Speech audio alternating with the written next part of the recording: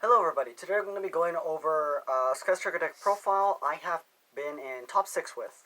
I pulled an Ip Masquerina, and then I also pulled an OTS Pot of Desire. So that's not too bad. Had fun and really glad I got these pulls. The deck is just pure Skystrikers with some hand traps and slight control. And the control cards are about 6, and the hand trap count is also about 6. The rest of the deck is basically Skystriker. So my matchups were Orcus, Thunder Dragon, Blue Eyes, and as well as Altergeist. Now I only lost to Altergeist, and mainly what I think is because he slapped that Secret Village of the Spellcasters on me, and I had no way of going out of that because he went first. I wasn't playing any Typhoon, and I never drew into my Heavy Storm Duster. So unfortunately, I couldn't do much. But regardless of excuses and what has happened, let's try and get into the deck profile. Alright, so moving on to deck profile, just a token. We have 3 Skystriker Ace Ray.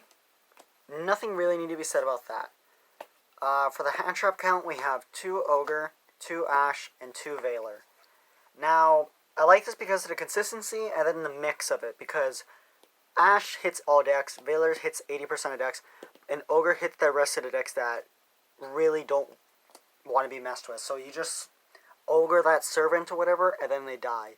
A lot of people are playing Pendulums. I did not go against any this tournament, but it's still a healthy mix. And I personally say this, but if you don't want to play the Ogre, run 3 Ash, run 3 Veiler.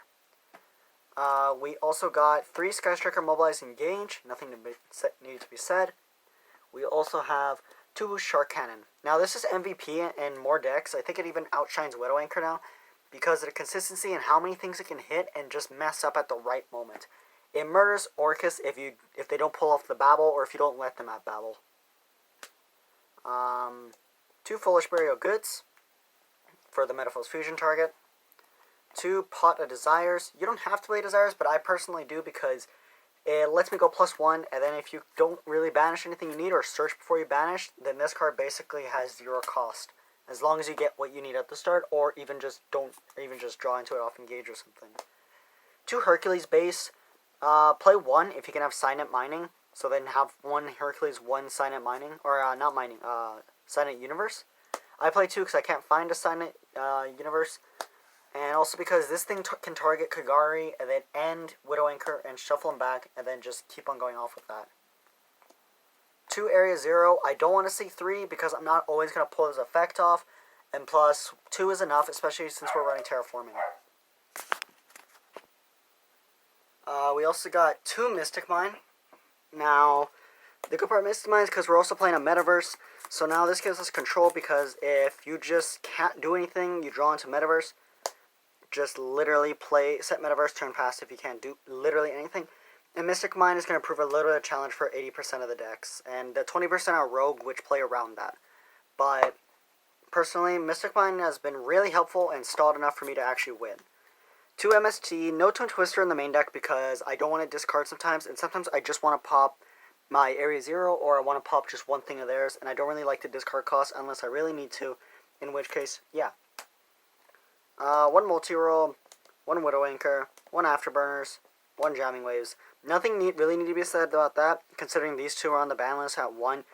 And then these are kind of good, but the fact that you want to combo off instead of just full disruption, I just really play 1 at a time. 1 Terraforming, not much to be said about that. Ego Boosters, because just a one-off, because it's pretty good, nice protection effect, and also battle, so it lets you save yourself, and if you need to, switch it off, engage. Nothing need to be said about Horn Drones, it's at 1, duh.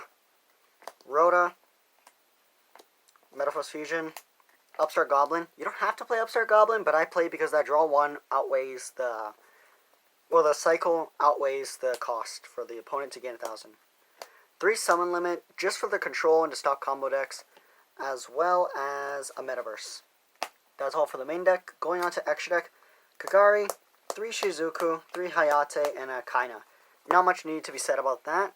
And the reason why 3/3 is because I find I like to go a lot of Skystrikers, and in case of time, it really makes it easy. Ip Masquerena, so make an Ip Masquerena if you can. Like, mind control one of the cards, make Ip Masquerena. And if you have to, you sit on it. And basically why it's funny is because everyone's going to look at that and be like, what are you going to summon? Well, you Widow Anchor a monster, you take it, now you got a Unicorn, now you have an Interruption. Or you got a Cerberus or a Phoenix for Interruption. She makes it really good, and also just make an Avramax if you have to. The Nightmare Engine, because it's generic, not much need to be said. Ningirsu, because generic, not much need to be said. Borreload, and Avramax.